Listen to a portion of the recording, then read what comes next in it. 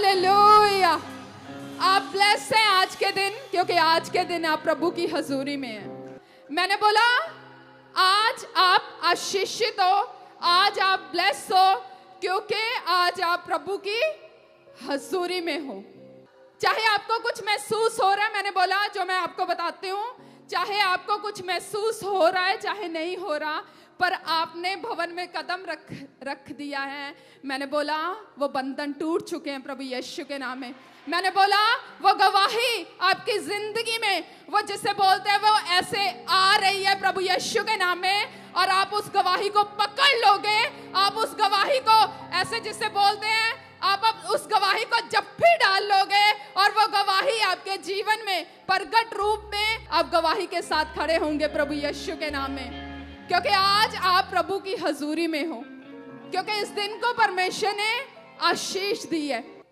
ये मायने नहीं रखता कि आज क्या है, क्योंकि बहुत सारे ऐसे लोग हैं जो आज किसी ना किसी कारण से आज घर में बैठे हैं। वो कोई ना कोई कारण हो सकता है। आप सोच सकते हो कौन कौन से कारण हो सकते हैं। बहुत सारे ऐसे कारण हैं जिसके कारण आज लोग घर में बैठे हैं, पर आज आप प्रभु की हजूरी में हो, इसलिए आप आशीषित हो। मायने नहीं रखता, कहते हैं स्तुतियों में, और जब हम आराधना करते हैं, वर्शिप करते हैं, वचन कहता है परमेश्वर का आत्मा उसमें विराजमान होता है। हाँ, स्तुति आराधना में परमेश्वर का आत्मा विराजमान होता है। हाँ, पर जब स्तुति आराधना वर्शिप हर एक हालात में की जाए, तो स्तुति आराधनाओं में जो मस्सा होता है, जो अभिषेक होता है, वो आपके बंधनों को तोड़ता है। आपको पता है पौलुस और सिलास जब खुश थे, जब आरामदायक थे, जब उनको कोई सताव नहीं था, जब उनकी लाइफ में कोई मुसीबत नहीं थी, जब वो अच्छे थे, भले थे, चंगे थे, पौलुस और सिलास की लाइफ में परमेश्वर ने तब काम किया जब वो बंधे हुए थे, और उन हालातों में उन्होंने परमेश्वर की आराधना की, वर्शिप की, प्रभु का आत्मा उतरा, और उस अभिषेक के द्वारा बंधन टूटे प्रभु यीशु के नाम में। बंधन आपके तब टूटते हैं जब आप हर एक हालात में परमेश्वर की वर्शिप करते हैं। वर्शिप में प्रभु का आत्मा विराजमान होता है। चाहे आप वर्शिप में खड़े हो, पर अगर आप वर्शिप नहीं कर रहे तो आपकी जिंदगियों में कुछ नहीं होगा। पर जब आप प्रभु की हजूरी में हो, आपके हालात कैसे भी हैं, आपकी बॉडी आपको क्या क्या महसूस करवा रही है, आपके मन में क्या चिंता है, आपके हालात कैसे हैं, आपकी लाइफ में क्या चल रहा है, वो मायने नहीं करता। जब आप उन हालातों को इग्नोर करके आप वर्शिप करते हो, आप प्रभु की महिमा करते हो, आप बोलते हो कि आज यीशु दे, आज मौजज़े होंगे, आज प्रभु मेरी जिंदगी च काम करेगा, तो सचमुच प्रभु दे मौजज़े, प्रभु दी चंगियाई, प्रभु दे कम थोड़ी जिंदगी च होंदे आ। तो आज से आपने वर्शिप कैसे करनी है? सब चीजों को इग्नोर करके, सब चीजों को साइड में करके, सारे विचार साइड करके, मुझे क्या महसूस हो रहा है उसको साइड करके आपने प्रभु की वर्शिप करनी है, पौलुस और सिलास की तरह।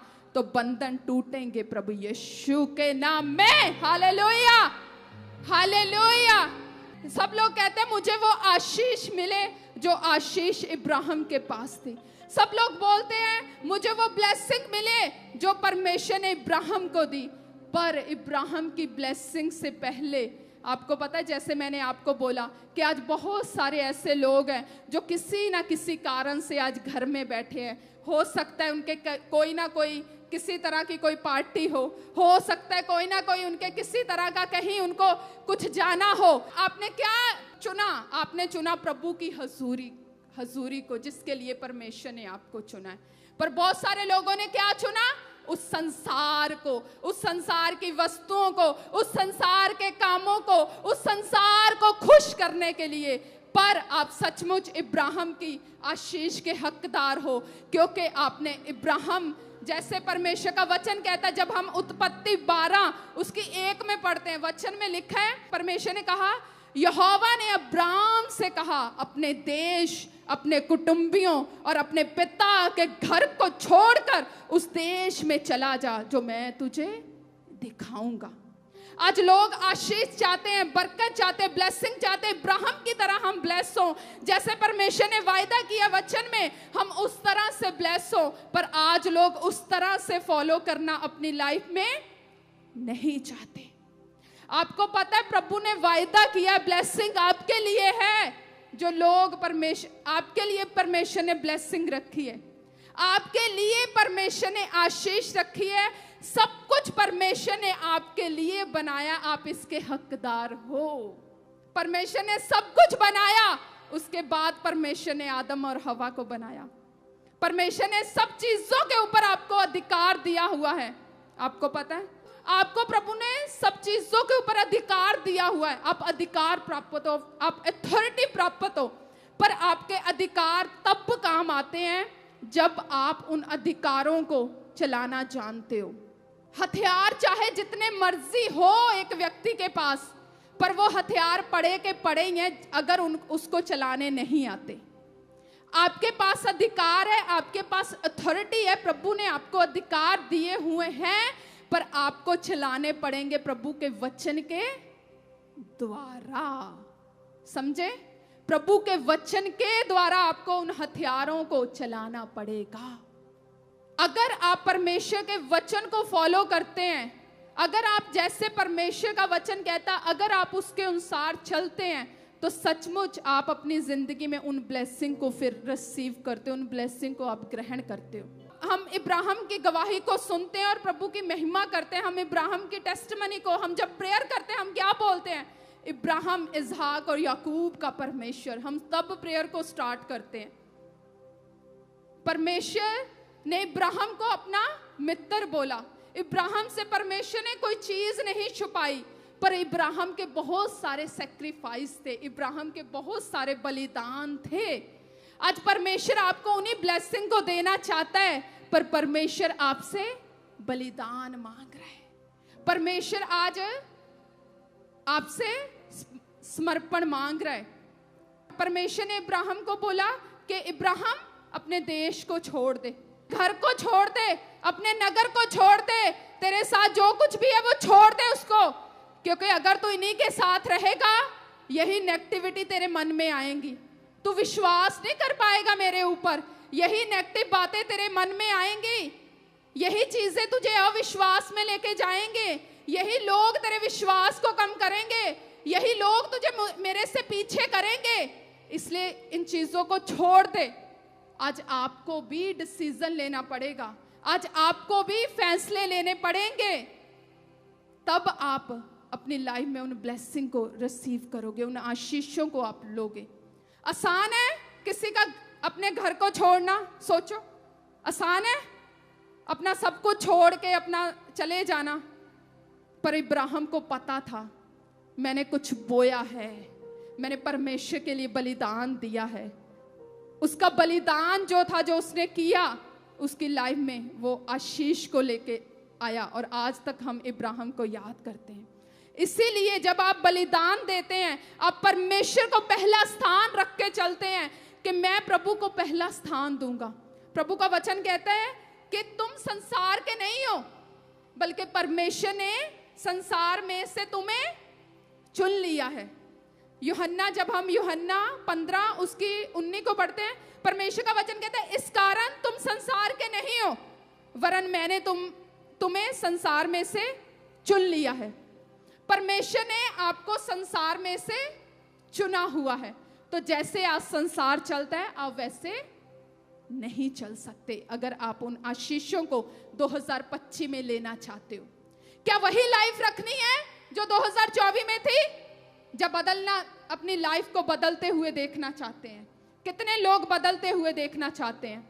2025 में आपकी लाइफ बदलेगी जब आप इस वचन को, जो आज प्रभु ने आवाज दी है, जब आप इसको फॉलो कर लोगे। सचमुच तुम संसार के नहीं हो, परमेश्वर ने बोला संसार में से, प्रभु कहता मैंने तुम्हें चुन लिया है। परमेश्वर ने आपको चुना हुआ है। आप संसार की तरह नहीं चल सकते। जैसे संसार करता है आप नहीं कर सकते, जैसे संसार चलता है आप नहीं चल सकते, आप उन चीजों को नहीं कर सकते। आपको संसार से अलग होना पड़ेगा। आप उन्हीं चीजों में फंसे नहीं रह सकते। आपको उठना पड़ेगा, डिसीजन लेने पड़ेंगे। आपको पता है आपने 2024 में आपकी प्रार्थना से आपने 2 घंटे प्रार्थना की, आपको पता है मेरा उत्तर नहीं आया, तो उस प्रार्थना को आपने बढ़ाना है। आपको पता है मैंने समर्पण किए, मेरा उत्तर अभी नहीं आया, तो उस समर्पण को बढ़ाना है। आपको पता है मैंने जो डिसीजन लिए, मैंने 2024 में ये किया, उसको बढ़ाना है। मैंने बोला आप बढ़ाओगे, आपके उत्तर सचमुच आएंगे। ऐसा हो नहीं सकता आप डिसीजन लोगे, आप फैसले लोगे तो आपका उत्तर नहीं आएगा, ऐसा हो नहीं सकता। मैंने बोला आप करोगे, आप रिजल्ट को जरूर प्राप्त करोगे 2025 में प्रभु यीशु मसीह के सामर्थी नाम में। पर आपको डिसीजन लेना पड़ेगा इसी जनवरी महीने में। प्रभु आपको तैयार कर रहा है, कभी फास्टिंग के द्वारा परमेश्वर आपको तैयार कर रहा है, प्रेयर के द्वारा आपको परमेश्वर ने स्टार्टिंग से ही तैयार कर दिया कि आ जाओ भवन में, प्रार्थना करो, फास्टिंग करो। वो क्या था, आपने संसार को प्रिय नहीं जाना कि हो सकता है कि न्यू ईयर है, हो सकता है कुछ ना कुछ मेरे घर में कोई ना कोई कुछ हो, पर आपने संसार को प्रिय नहीं जाना, आपने उन चीजों को, लेकिन आपने प्रभु की हजूरी में आप रहे, आप प्रार्थना में रहे, आप फास्टिंग में रहे। तो मैंने बोला क्या उसका उत्तर नहीं आएगा? उसका उत्तर आएगा, क्योंकि आपने डिसीजन लिया प्रभु के लिए। तो परमेश्वर ने कहा तुम संसार के, मैंने हो तो तुम संसार के, पर संसार में से तुम्हें परमेश्वर ने चुन लिया है। वैसी चाल नहीं चल सकते आप। परमेश्वर का वचन कहता है जैसा मैं पवित्र हूं तुम भी वैसे पवित्र बनो। तो आपने डिसीजन लेने हैं। पवित्रताई सिर्फ एक ही चीज की नहीं है कि एक ही तरह की पवित्रताई है, बहुत तरह की पवित्रताई है। आपने उन हर एक हिस्सों के लिए आपने डिसीजन लेना है। तो 2025 आपके लिए गवाही का साल होगा प्रभु यीशु के नाम में। प्रभु कहते हैं जैसा मैं तुम्हारा बुलाने वाला पवित्र हूं ना, तो वैसे पवित्र बनो। तो डिसीजन लेने आज से आपने कि जैसे संसार चलता है मैं वैसे नहीं चल सकता। मुझे पता है ये दिन पवित्र है, मुझे पता है ये दिन आशीष, परमेश्वर ने इस दिन को पवित्र किया है, मुझे पता है मुझे फॉलो करना है प्रभु के वचन को, क्योंकि ये किसी इंसान की आवाज नहीं है, ये परमेश्वर की आवाज है कि एक दिन तूने मेरी हजूरी में आना है, तो मैं उसको फॉलो करूंगा। जब आप ऐसे डिसीजन लेके चलते हैं ना, जब आप फैसले लेके चलते हैं, तो वो आपकी जो दिखने वाली जो गवाहियां होती है ना, वो दिखने वाली गवाहियां दिखती हैं लोगों को। लोग बोलते तो नहीं है, बोलते नहीं है लोग बोलते नहीं है, पर उनको दिखता सब कुछ है। समझे? लोग बोलते नहीं है कुछ भी, पर उनको दिखता सब कुछ है कि जो इसके पास है वो हमारे पास नहीं है। उनको दिखता सब कुछ है, चाहे आज लोग कुछ भी ना बोले, पर उनको दिखता सब कुछ है। जो ब्लेसिंग इसके पास है वो हमारे पास नहीं है।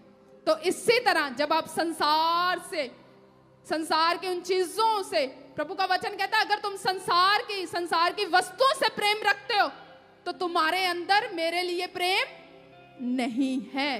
तो आप प्रभु में हो, आपने प्रभु को अपना जीवन दिया हुआ है, तो आपका पहला स्थान जो है वो प्रभु होना चाहिए, उसका भवन होना चाहिए, उसकी हजूरी होनी चाहिए।